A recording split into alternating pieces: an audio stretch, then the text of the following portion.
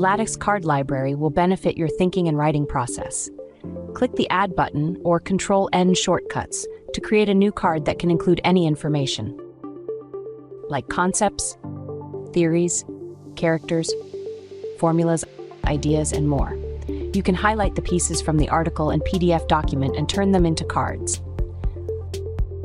Also, Lattics can import TXT and Markdown files into your card library. You can drag the card library window to display more cards or become a full-screen view. Easily explore cards by using the navigation bar on the right side. Select multiple cards in a batch by holding Shift, and you can change their colors and tags or assign them to a project.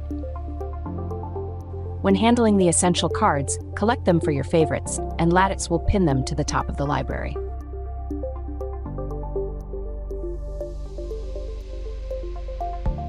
While searching for cards, switch the search mode to the spotlight, and the results will be highlighted.